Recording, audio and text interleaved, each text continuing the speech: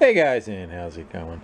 Got the last of my major commitments this winter to get done. This is a 78 or 79 Super Beetle convertible, fuel injected, and it has unfortunately a tired engine.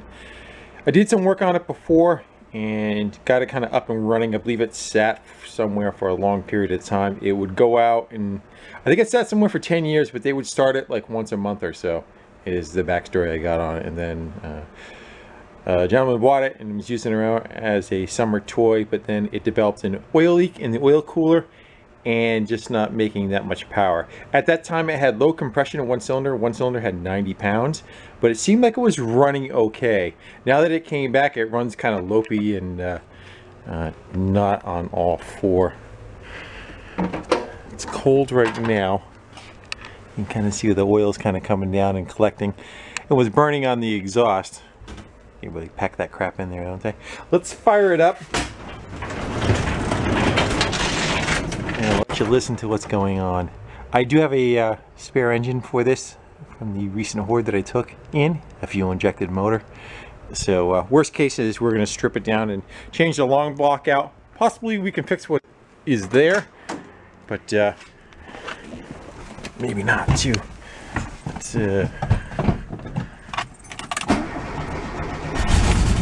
you hear it skipping?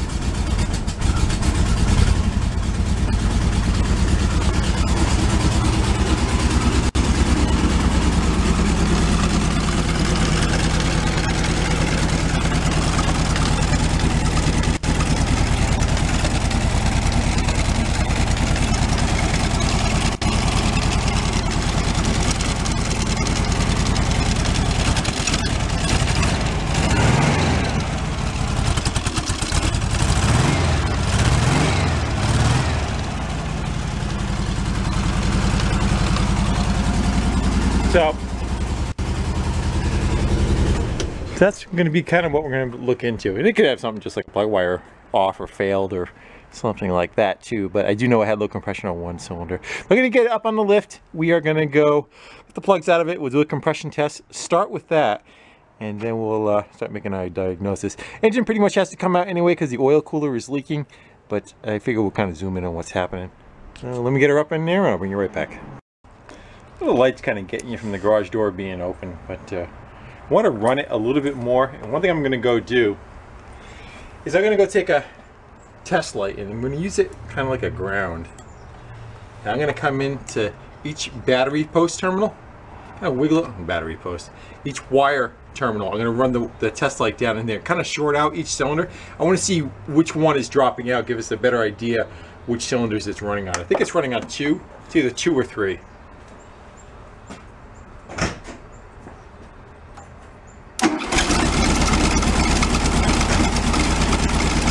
What's going to happen is we're going to hear the one that makes the difference.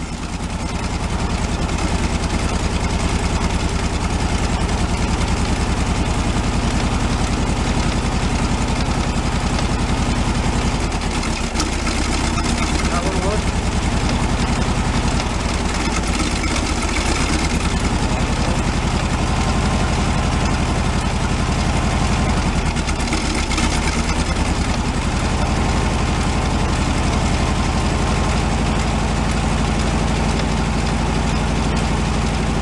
That one.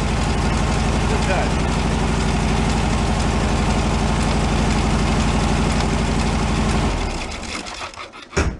So that is going to be what, number 3? Let's go and see what we got. So number 2. That's number 2. That's this guy right over here. So we're going to go pop the valve cover off on number 2 cylinder on this side. I have to close that door now. I'm going to go close that, I'll pop the valve cover off on number 2. We're going to go check valve clearance on that cylinder, make sure it does not have a tight valve. It's already turned the motor so that the rotor and the distributor cap is pointing at number 2. Which is where we can adjust that cylinder.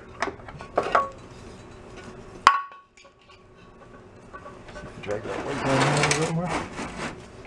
And see if we have a tight valve. Loose, loose. So that cylinder is dead, yet the valves are loose. So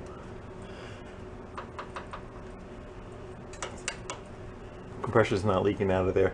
So I'm going to continue. I'm not going to bother adjusting the valves because that is not the quick fix that it was possibly thought it could be. So I'm going to move forward with pulling the spark plugs off, and we'll continue and get a compression test and see what we actually have. I don't know if you can see down inside there, right there after the air cleaner assembly is out, it's got the injector wire off on number 2 cylinder. Well, that would definitely be the issue for what's causing that. Somebody may have moved the air cleaner around and yanked on some hoses, and I just wasn't clicked in there very good. These connectors aren't all that hot, neither the way they're set up. So that is our dead miss on that cylinder. But we're going to continue on. We're going to still have to tear this thing down and fix the oil leaks. But and I do know I had low compression on 1 cylinder. So we'll get the plugs out of it and get some stuff out of our way, do a compression test, see where they stand now. If we got fairly decent numbers, we're going to use this bottom end.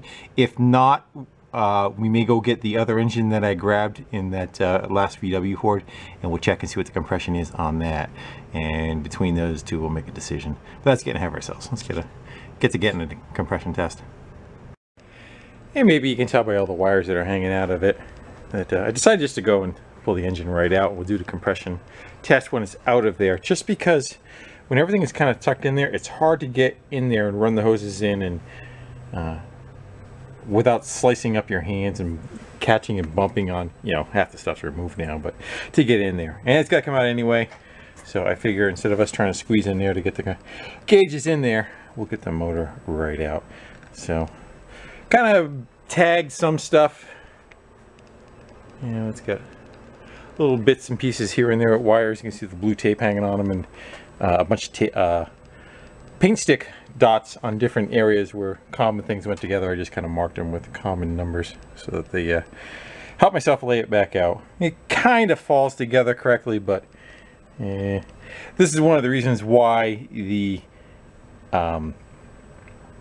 fuel injected VWs are not very sought after Super Beetle fuel injected setups. They're rather cumbersome to work on. They're not user friendly for trying to troubleshoot. They're just, you know, if you worked on them all the time, you would probably get zeroed in just like you would on anything. But compared to a regular Beetle, and you know, 3 wires, you take off the engine, 4 bolts, throttle cable, out it comes. This is not the same situation. It's just a lot more crap packed in there. We're going to continue on and get that guy out. You guys may want to see what the underside looks like as far as how wet it is. You see all the oil coming down. All that is soaked. We're going to do a rear main seal. We got it apart too, but it seems like it was coming from higher up. Could be coming from a bunch of places, you know. See how wet it is on this side of the jug. And I see at the bottom of the oil fill, and it's kind of drippy. That could be just from possibly putting oil back in it and spilling it. That might have been part of that, where that seal right there where it meets the block could be leaking.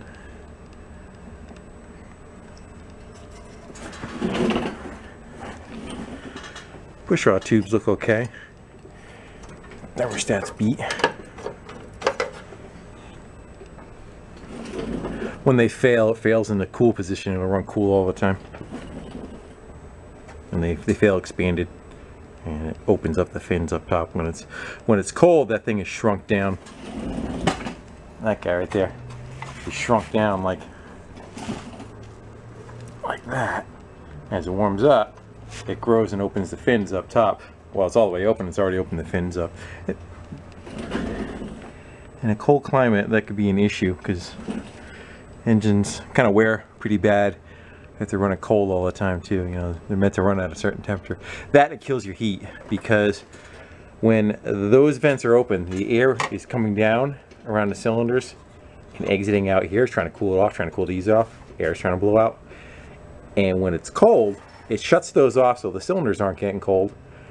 And instead, up above with that big open, the lights probably getting it.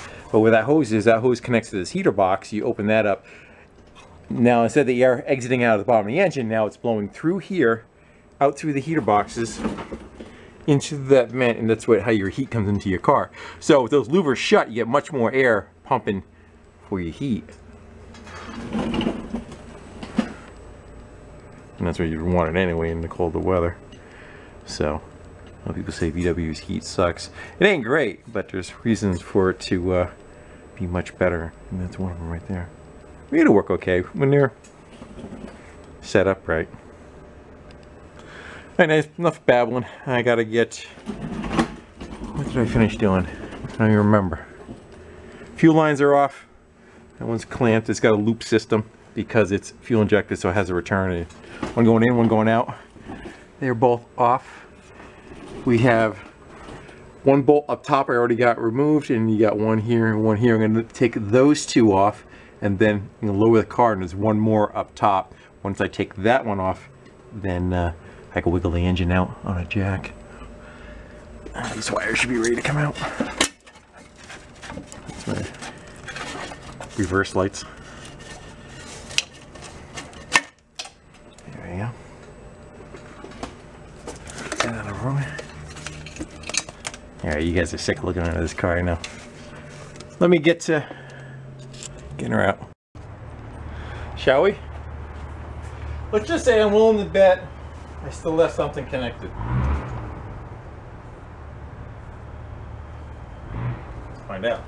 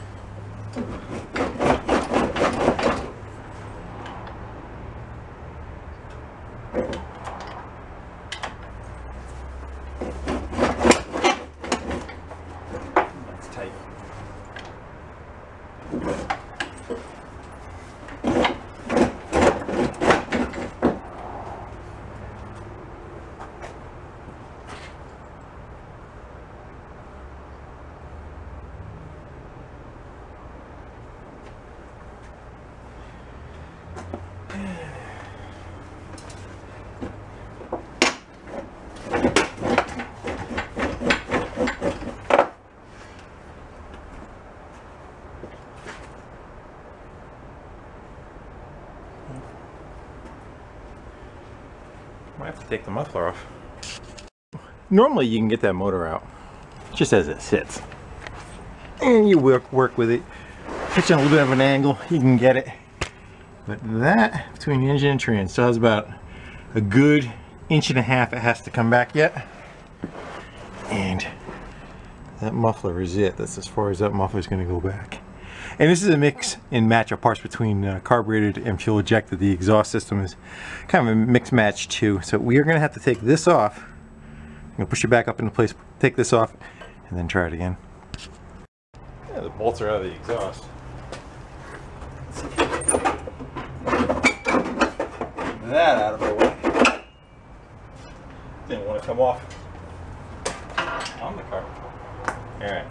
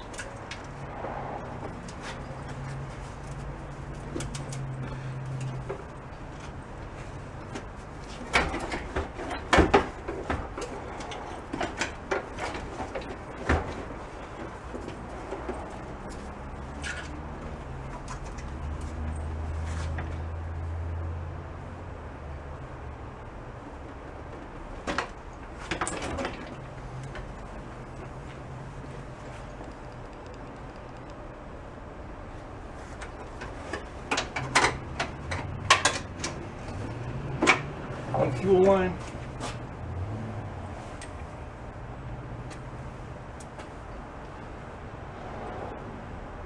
Looking for the throttle cable. It's disconnected, but I don't want it hanging up on it.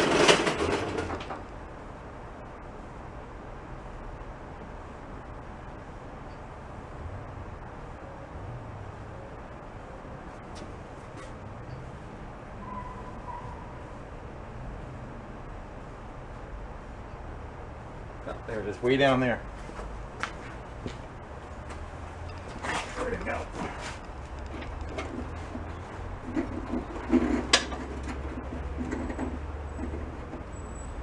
The tube usually stays on top of the transmission. One throttle cable.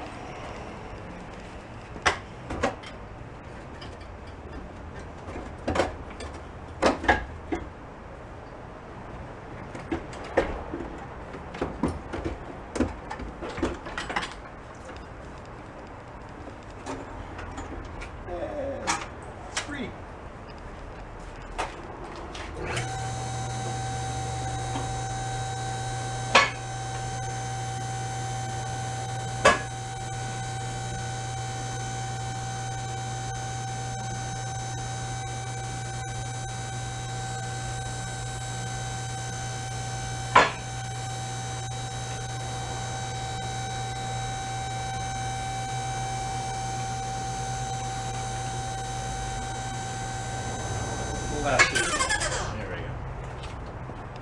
Get that on a engine stand, shall we? Would you call it the bat signal? The VW? Yeah, the VW signal was in the eye like the in the sky like the bat signal on Batman. So I need to come over. You can arm with 1 foot behind it too. Thank you. Just a someplace to get the bolt.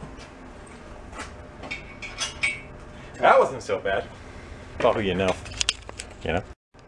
All right, so we're ready to do a compression test. Almost ready. I got to open the intake. We're going to go see if we're going to go with this long block or check the other one out that I got. And then we'll determine how far we tear it down. Let's see what we got for compression first, though, on this guy. Where's my start button?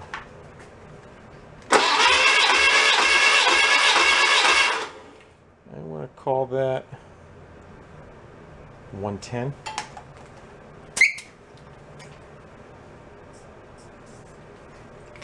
To the other three. Let's see, number 2 gives us.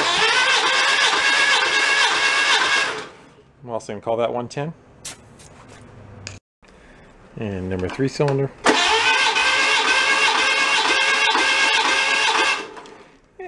1.5, 110. And number 4.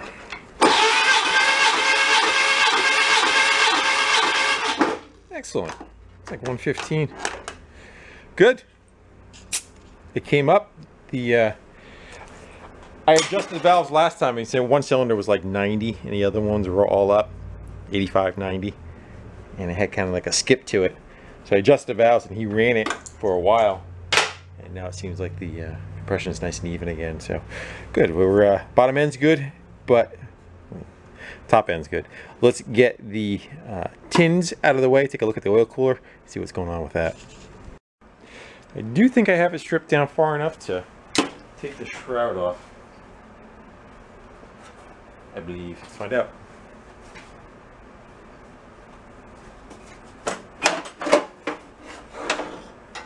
There we go. I would definitely say that it's pretty wet around the oil cooler.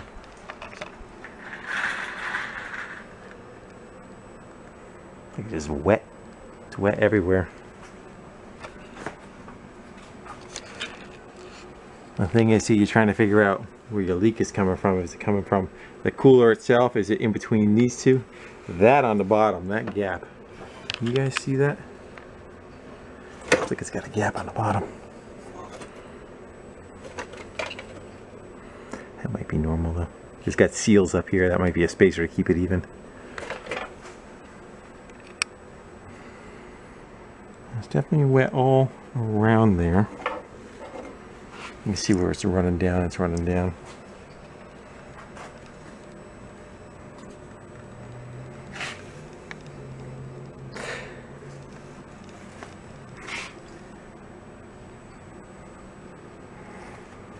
Yeah, it's all kind of steering from that direction. Because if there was an oil leak over here, it won't make it up over the block and then back down the other side and down the jugs like you see here. So let's get that guy off. We should be able to wiggle our way in there. It's a bit of a pain in the ass. I don't feel like taking the tins off further. There's no reason to get into those. I lied. I ended up taking that tin off. It was actually easier to get to it. I started trying to putz around with it, and then I remembered last time I did that, aggravated the crap out of me, so I figured we'll go in. Probably, you know, it might be a good idea to retorque the heads while we have it off anyway. Without that tin, with that tin still on there, you can't get to the upper 4 head bolts. Alright, let's go see what is in store for us. I would say that they are pretty much petrified. Yeah. Those guys are no good. Stuck it in an oil bucket, let some of the oil drain out of it. Yeah, these guys are seals between the... And there's another set over in the side of here too. Those are not very flexible anymore. Yeah. I'm pretty confident that is where our leak is. But we're going to do the ones over here also. Sometimes it could be the oil cooler itself too, but actually looks in fairly decent shape.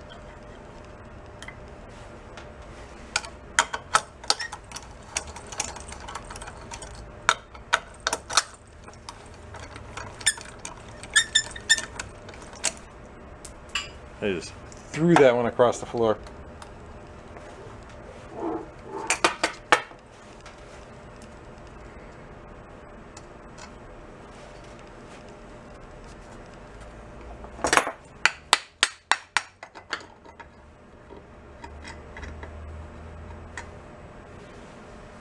There's 2 more.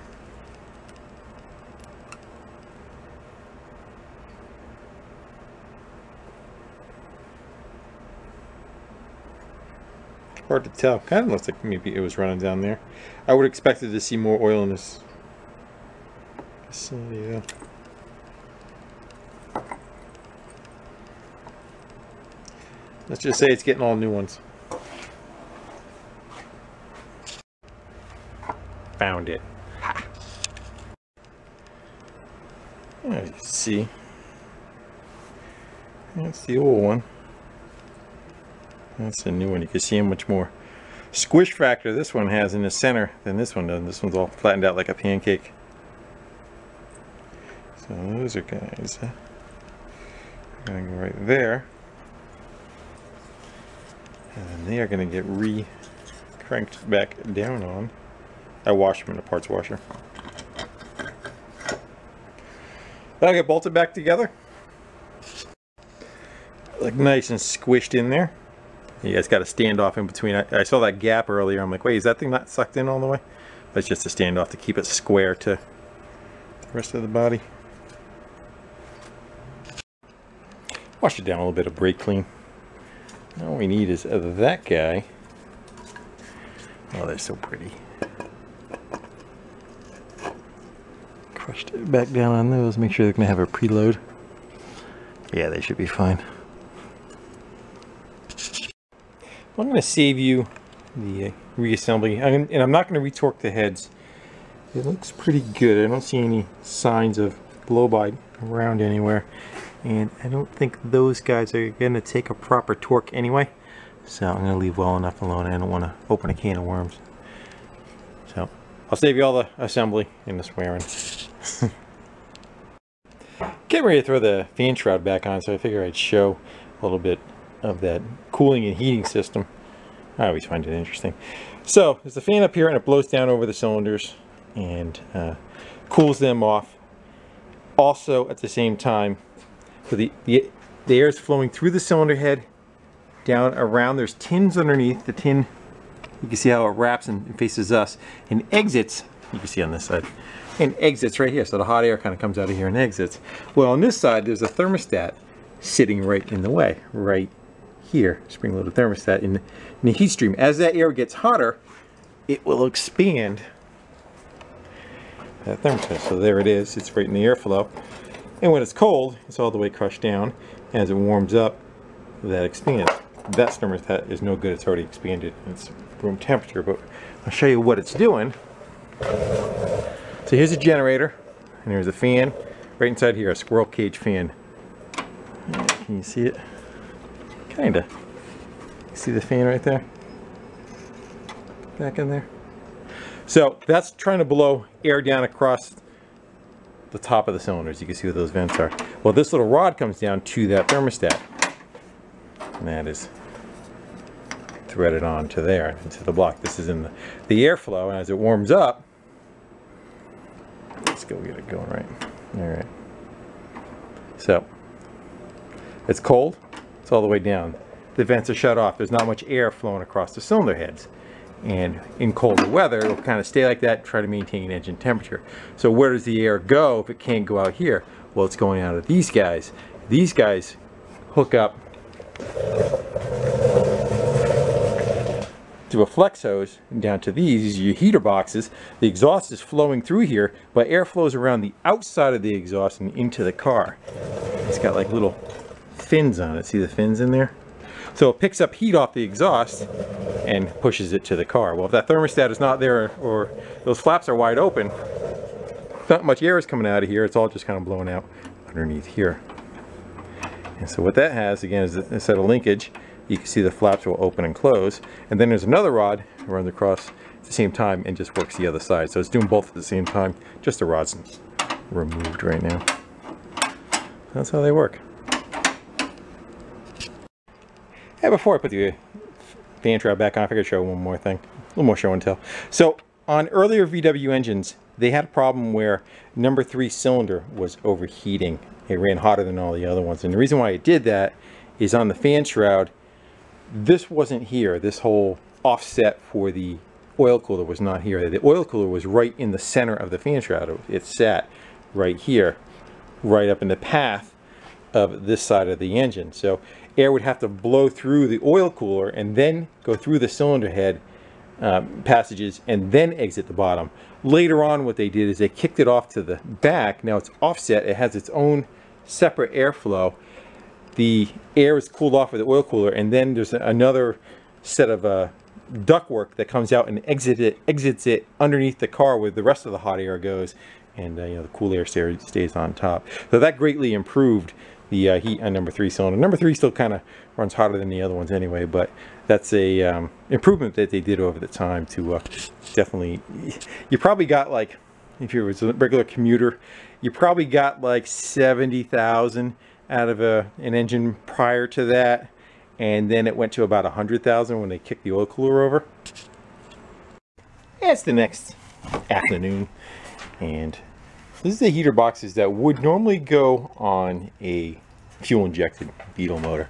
Problem is, it has regular carbureted one set up on there, which isn't an issue, but this thing's all been customized, including the muffler, to fit that system. And to go and install these, there's a bunch of other hardware that would have to go on, extra piping and whatnot that is not here.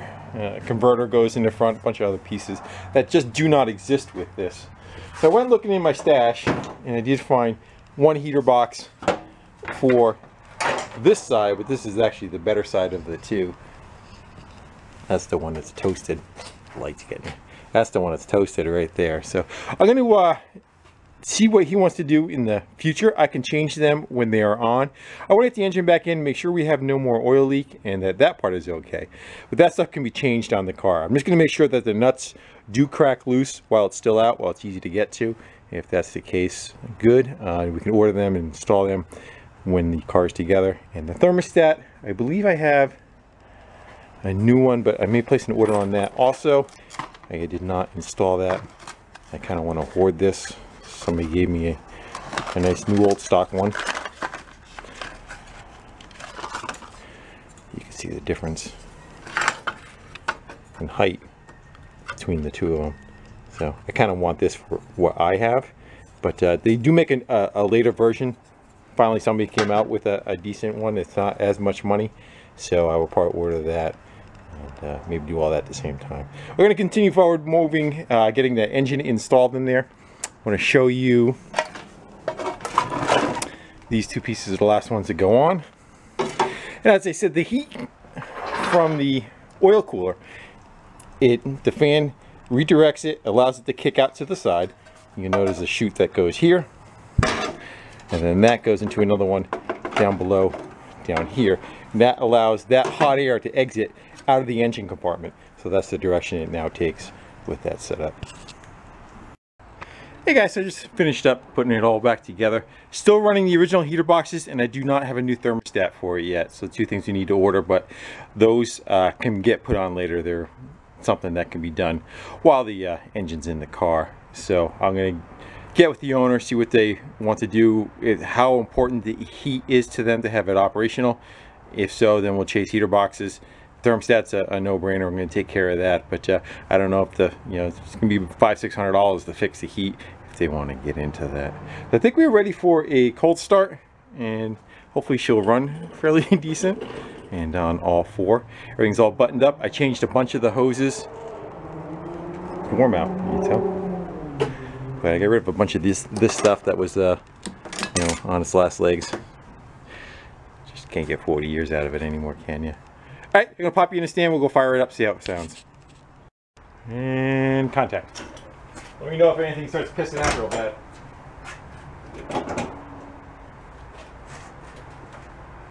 And cycle that's a built fuel pressure.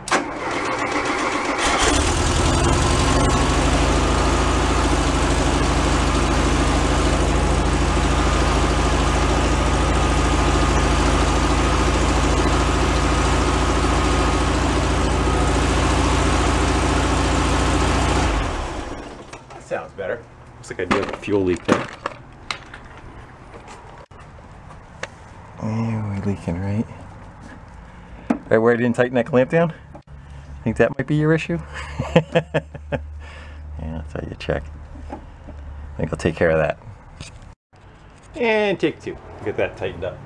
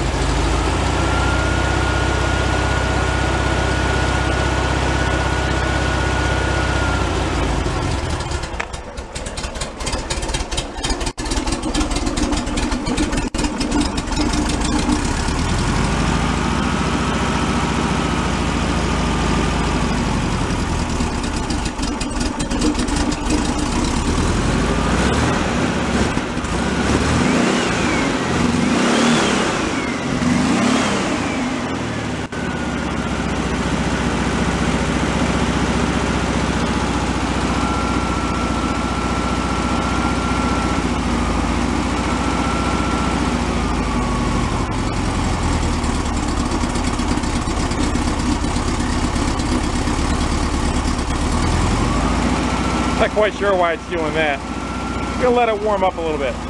See if it evens out. It's been a couple of minutes.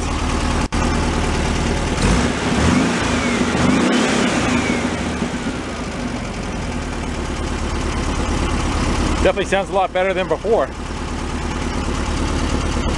I still have the breastplate to put in and the hoses to go over the top of these.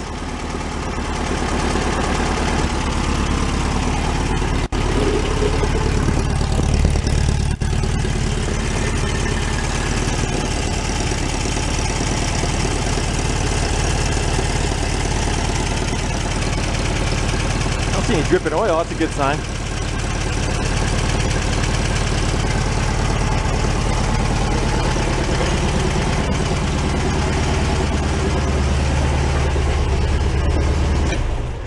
That's it, guys. I said I still have a little bit more to do this. I'm going to run it around town for a while, take it to the diner and that kind of thing, and do some trips with it, just to make sure its reliability is good, and then kind of go from there. Again, heater boxes and thermostat still need to be addressed. Belt is a new belt that's on it, but I have a feeling it's the wrong one because all the adjustment is out of it, and it can go for a little bit tighter than that. But again, we'll chase that. Make an order for the heater boxes. I'll order one of those, and then this will be a spare for the car. It can stay with it. So with that, guys, I think we're gonna go sign off, and we'll get into some other things that some cool projects that are happening. So till then, I'll see you later. Gotta have a test drive, right?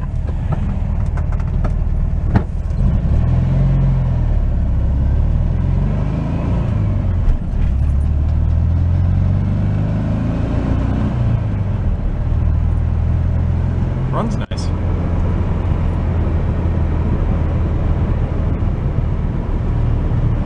It's got a gas odor though, and it's been a problem for a while too. And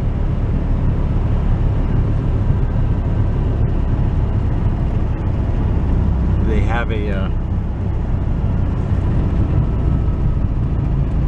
vent system that recirculates the fumes from the tank, runs them through a charcoal canister. But that stuff over time, again, it's 40 years old, has issues too, so that may need to be still looked into further. Possibly there might be some lines that are leaking in the front too where that is, so I still have to look into that. Not terrible, but it's enough where you can tell. Right, not that bad when the top's down, but doesn't exactly make for an enjoyable ride if you're not a mechanic. I'm used to it. So a couple things to address, but it's a nice car, nice clean car.